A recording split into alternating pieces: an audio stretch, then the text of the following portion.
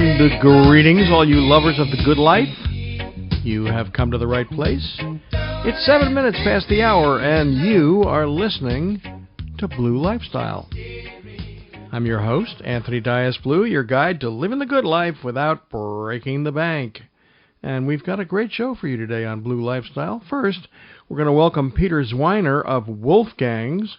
Now, I bet you a steak and pizza that you're not sure which Wolfgang's I'm referring to. As the story has it, Wolfgang's by Wolfgang Zwiner first launched in New York as a premier steakhouse. When it came to Los Angeles, the Golden State became the official host to not one, but two Wolfgang's. Sufficient to say some tension ensued. We'll get the full story here shortly. Then, we're going to go to New Zealand to talk brilliant wine with American-born Sean Spratt of DestinyBay. DestinyBay had somewhat of a happenstance birth. What resulted was stunning Cabernet Sauvignon. I have the chance to taste through a gorgeous flight when Sean was here in the U.S., avoiding the Southern Hemisphere's bitter cold. Stay tuned for an inside look at our tasting. For our wine of the week, I want to celebrate a very special holiday, California Wine Month. Ta-da! Well, I've touted the efforts of many lesser-known wine-growing states, from the native varieties of upstate New York to Wisconsin's Riesling to the tremendous line of wines coming from North Carolina. But there's one state that has really pioneered domestic winemaking, and that's California. While every state in the U.S. makes wine, California has been the front runner for a long, long time. I'll tell you about some of California's appellations and the best varietals and labels coming from each of them. But first, let's talk about another pretty different item that we can celebrate this month. To dabble on the sweet side of life, do you know that September is National Biscuit Month? Yeah. If you didn't have an excuse to indulge in its warm, flaky goodness before, you now have complete rationale to nibble these fluffy treats straight from the pan.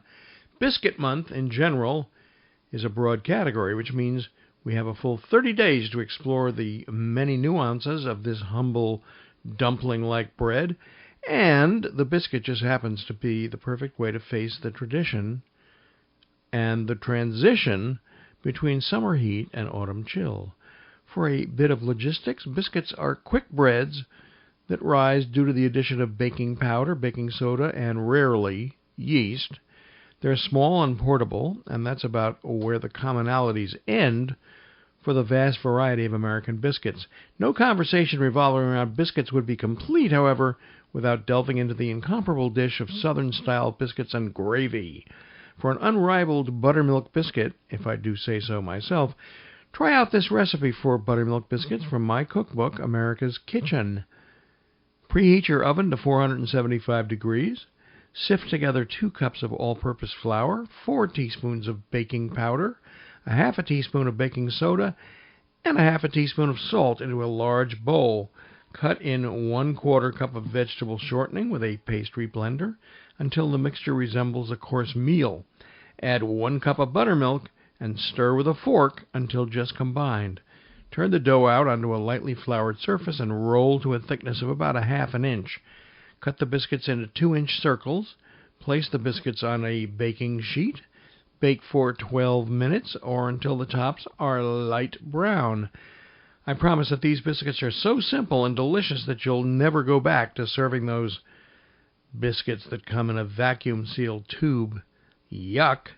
And now, how sweet it is to serve my buttermilk biscuits as the base of a shortcake. Though many people like shortcake to be denser, there's nothing wrong with a cinnamon or nutmeg-spiked biscuit covered in fresh fruit or even preserves, then topped with a dollop of fresh whipped cream. It's the perfect dessert to segue from the lightness of summer confections into the heavier comfort foods of fall. Another great way to serve these biscuits is to chop up fresh, ripe peaches, if they're still around, I believe. Then put in a bowl with 1 cup of sugar. Let the sugar and peaches mingle for about an hour. You'll come back to a nicely gelled peach topping. Stir in some spices or even fresh mint and dollop on top of a warm buttermilk biscuit. If you want to make this a truly Southern delight and simultaneously celebrate what also happens to be National Bourbon Heritage Month, try smoldering and smothering the rest of the dessert in a bourbon vanilla ice cream. It's an easy twist on a classic favorite. Cook the base of the ice cream so that much of the alcohol is burned out. A bummer, I know, but the good news is that the flavor that remains features the sweet, woodsy notes that are characteristic of bourbon. I tend to brew my bourbon ice cream with Maker's Mark, a timeless classic, but you can find a whole slew of bourbon ice cream recipes at epicurious.com. Now, I do love sweets, but anyone who knows me can attest to the fact that I love my savory dishes much more. Bacon has been known to make me go weak in the knees more than once or twice in my life. Of course, biscuits are a great canvas for bacon, sausage, egg, cheese, the classic protein-filled breakfast of champions. And you can also try dicing up bits of fresh cooked bacon and adding it to your biscuit mix. The combination of sweet and savory is fantastic and quenches your sweet and salty tooths with one simple dish. If you're hosting a brunch anytime soon, try placing a biscuit bar right next to the mimosa bar. Try your hand at making a couple of different batches of biscuits. Be creative with the bacon bits I just mentioned, or bake in some herbs for a varying flavor. Then either buy or make your own variety of preserves and toppings for guests to craft their own delicious biscuit breakfast. Yes, indeedy. And this is no time to exclude man's best friend from the Biscuit Month love. Welcome Fido to the party by making your own dog biscuits.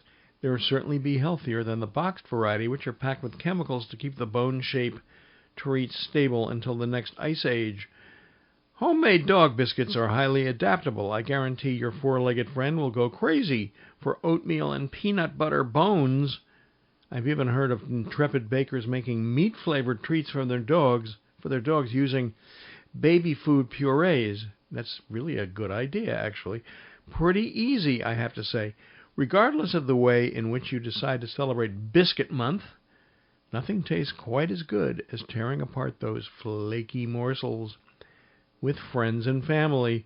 So assemble the gang and celebrate fall and September with the ones you love, with a whole bunch of biscuits. Yes, indeed. Now, next, we're going to chat with Peter Zwiner about some of the world's best steak, the brainchild of his renowned father, Wolfgang Zwiner.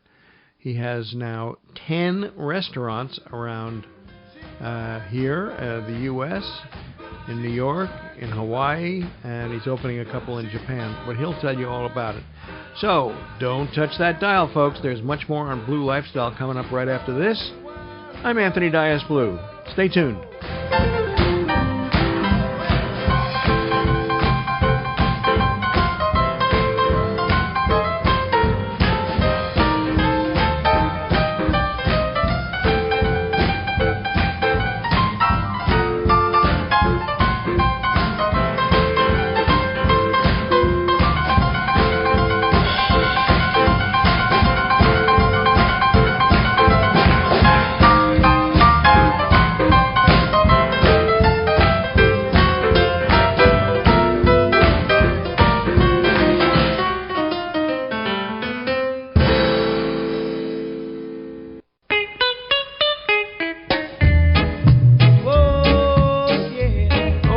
Back. It's 18 minutes past the hour, and you're listening to Blue Lifestyle. I'm your genial host, Anthony Dias Blue.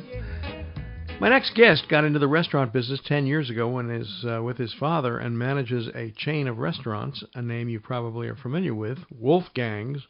But before you say Puck, think again, because I'm talking about Wolfgang Steakhouses by Wolfgang Zwiner.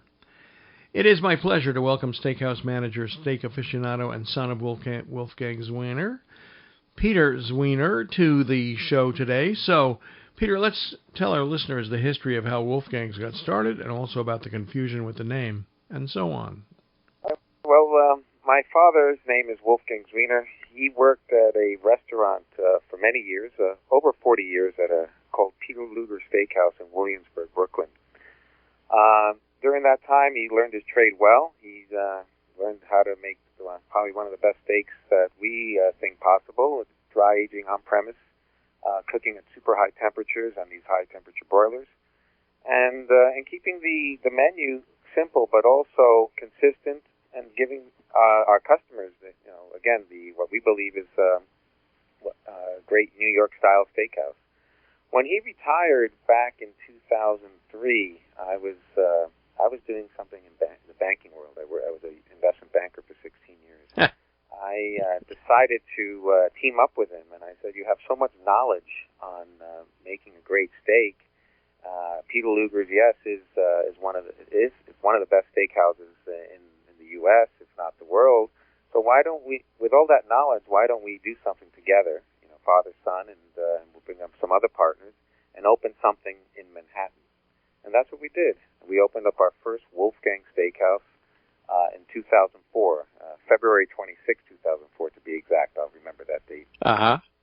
And since then, we've grown quite rapidly. We opened up a second one in Tribeca, then one in Beverly Hills, Hawaii. Then we opened up a few more in New York. Now we have 4 in New York.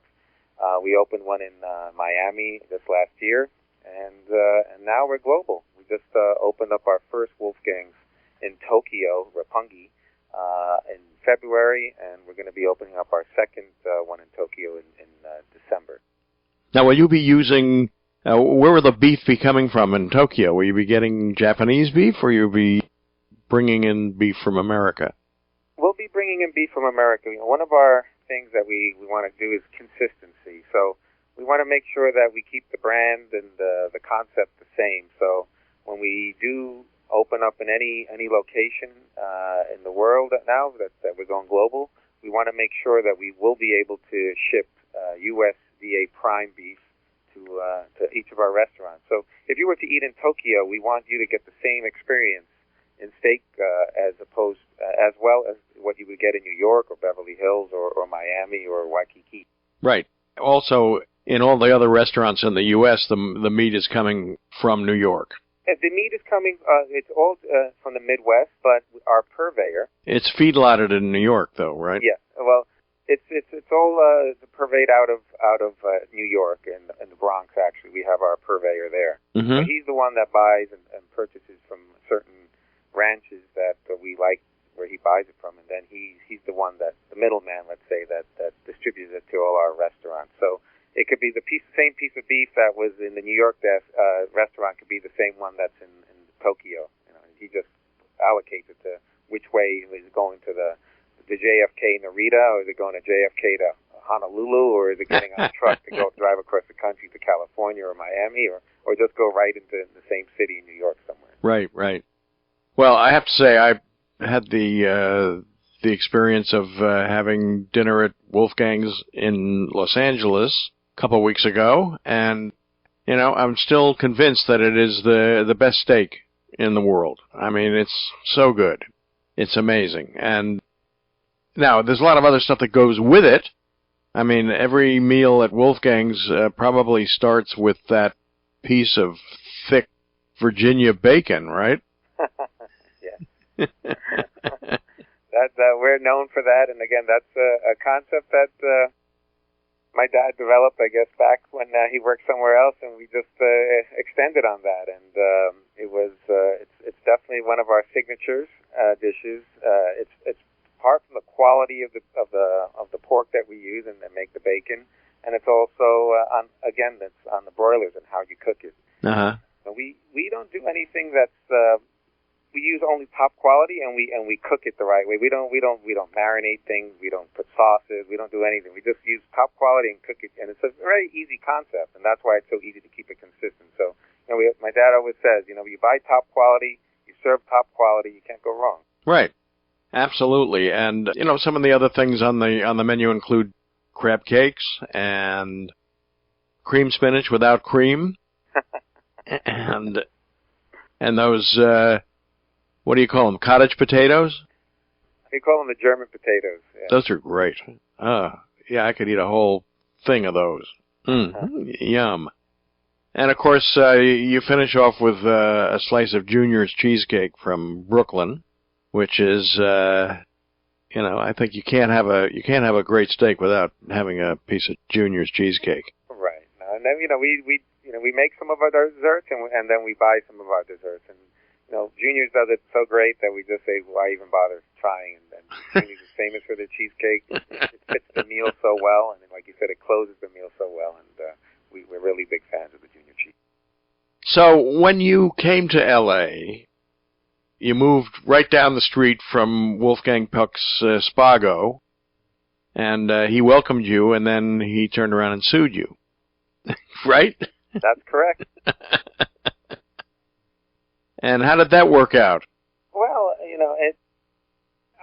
when we opened up our first Wolfgangs, we got our trademark. We went through the whole process, and everything was fine. I guess he thinks that the Wolfgang brand, he's the only Wolfgang in town.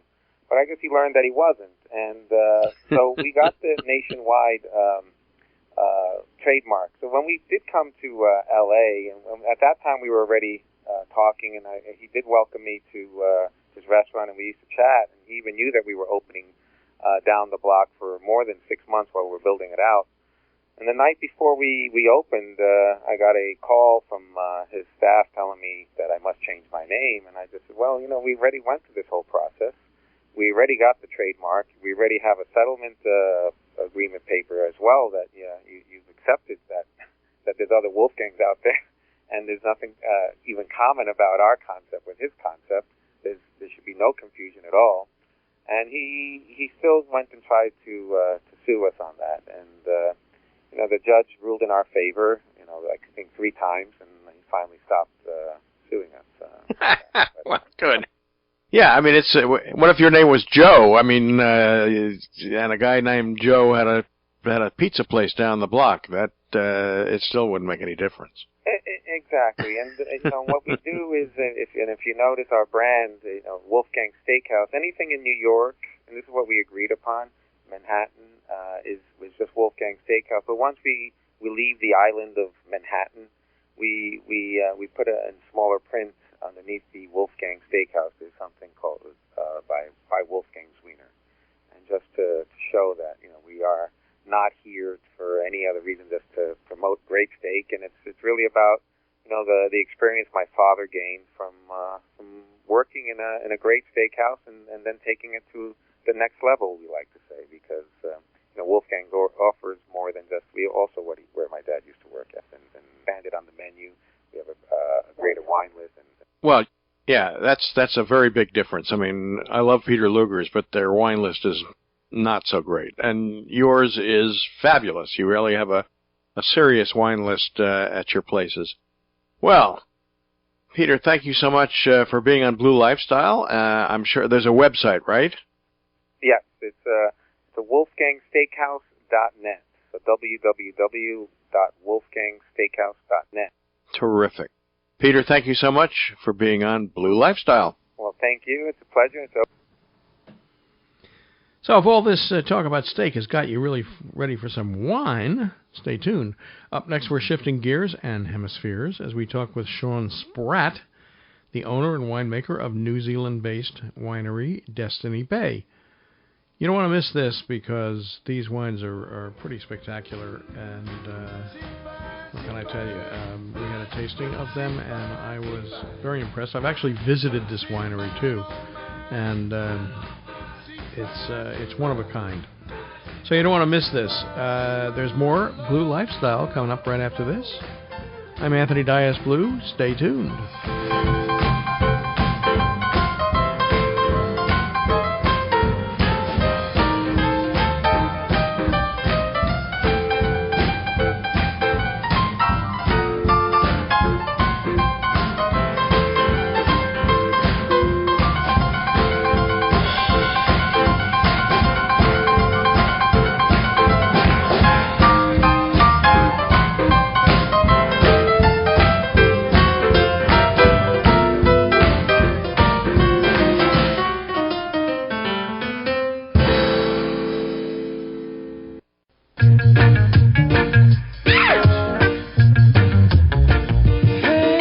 And it is now 33 minutes past the hour, and you're listening to Blue Lifestyle. I'm your host, Anthony Dias-Blue. My next guest can help clue you in on what to drink when you travel down under. He's the owner and winemaker for DestinyBay Wines, a New Zealand-based winery that he and his family opened in 2002. It is my pleasure to welcome Sean Spratt to the show. So, Sean, tell us about DestinyBay. It's a very exciting, very small winery in New Zealand on the North Island, actually on an island off the North Island, Waiheke. Yeah, well, it's a family project that we began in 2000 when we first planted the vines on Waiheke Island, which has a reputation for producing Bordeaux varietals, so Cabernets, Merlots, and a bit of a reputation for doing some Syrahs and Chardonnays. And we came across a very interesting site that had the opportunity to produce what we thought would be some world-class Cabernet blends. And that was what we set out to do. And it's now been, well, we've just had our 2014 vintage, and we're pretty excited about it, and things seem to be going pretty well.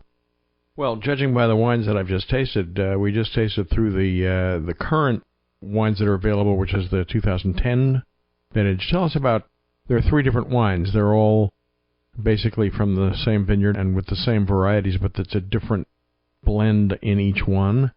So explain it a little bit. Well, we set out to create 3 different blends, Destinée, Mistée, and Magna Premia, with the idea to go after the different types of traditional Bordeaux blends. So looking for something that would be a little bit more Merlot dominant, fruit forward, very inviting at a young age. This would be the Destinée, but still with the potential to cellar and make a lovely wine. Then we were big fans of Cabernets, and particularly of the left bank Cabernets, which have a higher proportion of Cabernet Sauvignon. And so we started shifting the blends, with Mistée being about a 65% Cabernet Sauvignon blend with Merlot, Malbec, Cabernet Franc, and Petit Verdot, and crafting these wines together and playing with how those different characteristics come out and have a different personality. So a little more serious for the people that like a more full-bodied wine. And then we, of course, since we love Cabernet so much, went to our Magna Premia, which is Latin for great rewards. We can only make about 200 cases of it a year, but it's dominated by Cabernet Sauvignon, so about 75%, and from hand-select barrels. And it's a wine that is a very exciting wine for us that we like a lot. Well, it's pretty terrific. Now, I have to warn my listeners, because the thing that we say at the beginning of this program is you can have the good life and not break the bank, but I think in the case of these wines, you have to break the bank a little bit. They're expensive. The cheapest one is $110, and the Magna Premia is $330. About $330 at full retail. $330 at full retail. Well, they're extraordinary wines, and they're worth the price, but they are pricey. Tell us, you guys are Americans, right? And you're making wine in New Zealand? Yeah, that's right. It sort of confuses people a little bit, but we emigrated in 2000, and we're Americans from Northern California. We were big fans of, in particular, Ridge wineries, and had friends that were also connected with Opus One, so we had a real passion for it, and it wasn't really by intent. We didn't say we're going to go to New Zealand and find the perfect place and find the perfect vineyard and the perfect grapes. What we ended up doing was finding a lovely place that turned out to be perfect for these varieties that we had already loved. And when we were trying to come up with a name for the vineyard, we were trying to figure out, well, what do we call this? We talked to a lot of people, and everybody said, well, what's the story? And every time we told it to them, they said, boy, that just sounds like it was meant to happen. It sounded like destiny. And that kind of stuck. And because we are located between 2 bays, that was where the name DestinyBay was born from, because, as sort of cliche as it might sound, we kind of feel like the vineyard picked us rather than we picked it. Well, where you are is absolutely beautiful. Waiheke Island is off the North Island of New Zealand, and you have to take a ferry boat to get there, and it's quite an adventure. It was the last time I was there because it was pouring rain. But I've been there a couple of times when it wasn't, and it's absolutely beautiful, and it has that kind of island feeling about it. You just feel removed from the rest of civilization. Yeah. and the wines are really incredible. And are they available everywhere in this country? We do primarily direct-to-consumer sales, so by visiting our website, DestinyBayWine.com, that is a good way to order or locate the wines. We do have some specific distributors, but most of the information is available through our website. Okay, so that's DestinyBay Wine, singular, .com. And, if you feel like dropping a few shekels here, this is a definitely good place to spend it. I always say to people who say, wow, that's expensive, it's a lot cheaper than a Ferrari. As long as we're talking luxury goods. And the wines are absolutely beautiful, and they're built to last as well. So you might check it out, folks, if you have a little discretionary capital lying around. Very much worth it. Sean, thank you so much for being on Blue Lifestyle. Thank you. So don't go anywhere, folks, because up next we're celebrating the best of California wine in light of the fact that this, among many other things, is California Wine Month. Yes, indeed. You're listening to Blue Lifestyle. I'm Anthony Dias Blue. Keep it locked.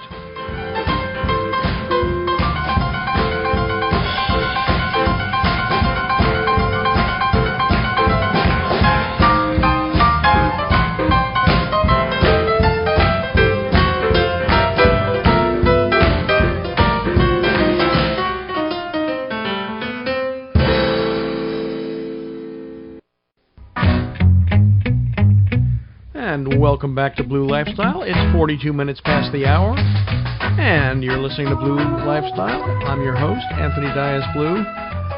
For today's Wine of the Week, I want to call your attention to a holiday that honors a very important sector of American winemaking, California Wine Month. No one can deny that California is the true heavy hitter of the domestic wine scene. So today, I want to honor the Golden State and its fabulous appellations that have led the way in putting America on the wine map. So, for fantastic Pinots, look no further than Sonoma, particularly the Russian River Valley. With a cooler climate, this appellation offers the ideal environment for Pinot Noir. In fact, over 4,500 acres of the Russian River Valley are dedicated solely to Pinot production, which amounts to a whopping 29% of all the grapes grown in the appellation. As I've mentioned before, Pinot Noir is not a cheap grape to cultivate. It's very finicky, and yielding an excellent product involves a lot of tender, loving care. While some of these aren't the most budget-friendly of wines, they're worth the price. Here are my favorite Pinots from the Russian River Valley that I've tasted so far this year. Let's start with an exceptional wine for a great value. McMurray Ranch 2012 Pinot Noir, Russian River Valley, $28. Silky and smooth with tangy cherry and hints of oak and spice, ripe, juicy, and complex. 90 points.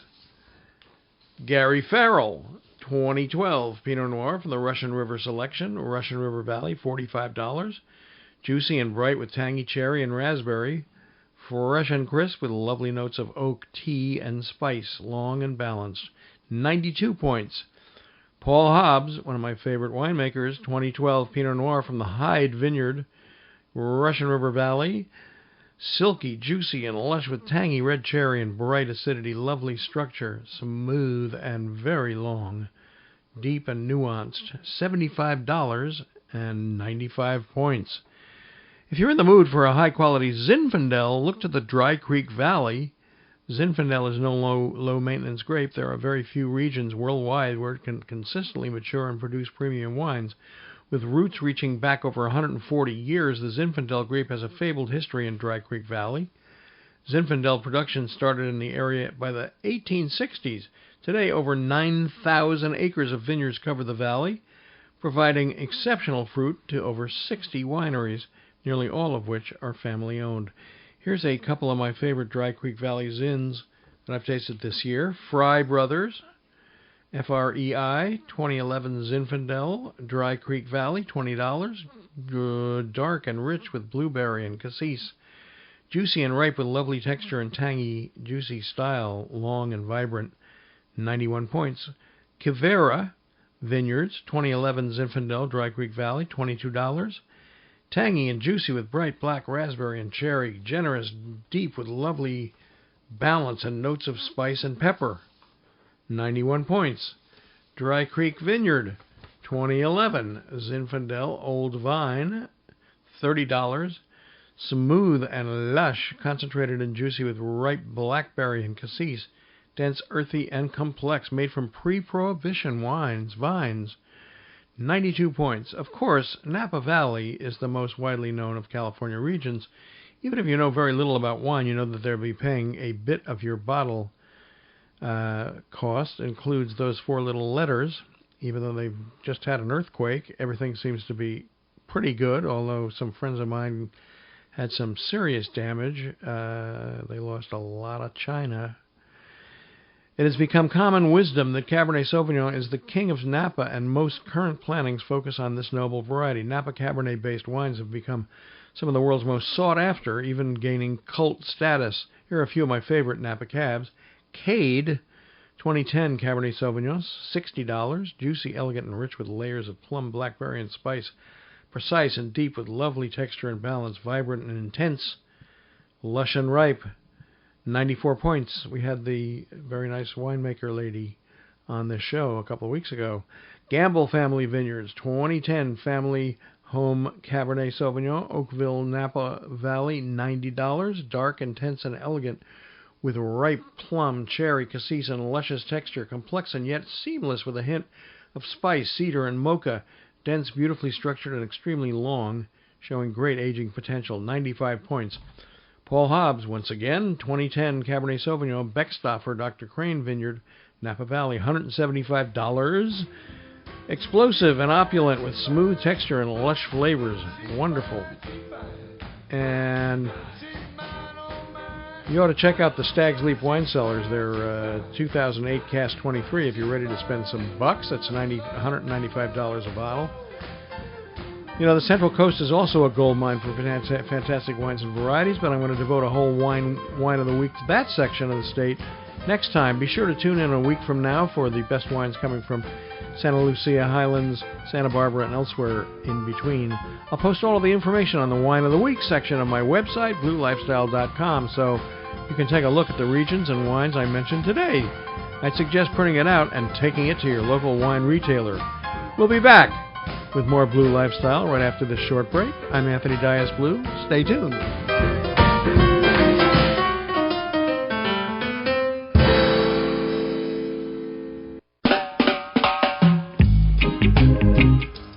And we are back, and it's 52 minutes past the hour, and you're listening to Blue Lifestyle. I'm your host, Anthony Dias Blue, your guide to living the good life without breaking the bank.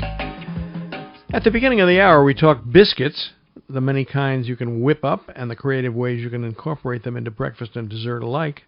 Now I want to talk to you about something that is wonderful paired with these flaky pastries, but also one of the most versatile toppings and ingredients out there. Honey. After all, it is National Honey Month. Clearly, September is an important month for National Whatever Month. As you probably know, honey is produced by honeybees using nectar from flowers. But did you know that it takes 60,000 bees and more than 2 million flowers to gather enough nectar to make just 1 pound of honey? Ooh. Now, if you frequent your local farmer's market, you've probably seen a variety of honey from clover to eucalyptus to orange blossom. These distinctions simply mean that the honey originated from different floral sources, not that they've been artificially flavored or sweetened with noxious chemicals, if you get them from a reputable source, that is. Honey is one of the few all-natural sweeteners out there, as long as you purchase a bottle that says raw or no sugar added. The sweetness of the honey has been entirely bestowed by Mother Nature herself. I recently learned of the vast power of raw honey, the far healthier alternative to agave nectar. Raw honey has not been filtered, strained, or heated above 115 degrees, and the health benefits are astounding. Raw honey supports slow again and is also an excellent source of antioxidants. Many athletes even turn to raw honey to boost endurance and reduce muscle fatigue. Aha! It's available at any local market, but the store packaging is often problematical. The screw lids tend to stick to the base jars, creating all types of disasters. Le Creuset's honey pot is a charming way to store your liquid gold. It comes with a silicone dipper, making it easier to drizzle natural sweetness onto your morning tea or yogurt bowl. Get your 16-ounce pot in classic white or vibrant Dijon online at lecreuset.com. That's Creuset. It goes for $28. Since honey is a rich source of natural carbohydrates, it's known to be a great energy boost. Mix it with some Greek yogurt for a healthy, low-calorie breakfast that will also sustain you throughout the morning and act as a healthy alternative to your caffeine-packed cup of joe. Fage is my favorite national brand out there of Greek yogurt. They come in individually packaged cups, and in each cup is a divider separating the yogurt from the honey. Fage has low-fat and full-fat options, but I always opt for the Fage Total Classic. It keeps you full longer. Honey adds great flavor to so many recipes as well, ranging from baked nibbles and main dishes to balanced cocktails. For a truly delicious and classic honey cocktail, try the Bee's Knees. Simply combine 1.5 ounces of gin, a teaspoon of honey, a teaspoon of fresh lemon juice, and ice in a shaker. Shake and strain into a chilled coupe glass. Garnish with a lemon twist. The honey and lemon are perfect complements to the fresh juniper of the gin. It will give you a perfect light cocktail that's as refreshing as it is tasty. For more cocktail recipes as well as a wide range of fabulous dishes, visit honey.com. There you'll find a detailed account of the many health benefits of honey, as well as inspiration for mixing things up in the kitchen. And for further inspiration, grab a copy of the wonderful book Taste of Honey by Marie Simmons. It's a new book. Simmons offers curious cooks a guide to all things honey, from different honey varieties to honey-filled dishes. Taste of Honey indulges all kinds of food lovers. For me, the lamb and dried fig tagine is the first dish to jump out of the book. Experiment with different varieties in this big flavored stew: prized leatherwood honey from Tasmania, Tuscan chestnut honey, or a charming local wildflower honey. It's absolutely sensational. The honey glazed beets with cinnamon, orange, and mint are delightful, and the cold Chinese noodles with spicy honey peanut sauce yields the beautiful nuances of sweet and savory together. Marie Simmons' Taste of Honey can be found online and in stores for $25. So how do you like your honey? Shoot me an email at radio@bluelifestyle.com. I always love hearing the ingenuity of my listeners. I want to thank my guests from this hour. Peter Zwiener of Wolfgang's Steakhouse by Wolfgang Zwiener. I stand by what I said. The steak at Wolfgang's is some of the best in the world. Unbelievable. Thank you as well to, and don't have it well done. Thank you as well to Sean Spratt of DestinyBay. I got to taste through a beautiful flight of Bordeaux blends, most of which are dominated by gorgeous Cabernet. And I can truly attest that DestinyBay is worth the splurge. Our Wine of the Week paid tribute to the wines hailing from the Golden State in honor of California Wine Month. For an entire list of the wineries, appellations, and wines that I mentioned today, visit bluelifestyle.com and click on the Wine of the Week banner. As always, I want to thank my fearless radio team, my engineers, Eric Hines and Tomas, Mike Horn and the entire CRN team, and writer and producer Nina Chada. Thank you so much for tuning in to Blue Lifestyle, everyone. We really love doing this show, and we hope that you enjoy listening to it. We'll see you here next week. I'm your host, Anthony Dias Blue. Have a great week, everybody.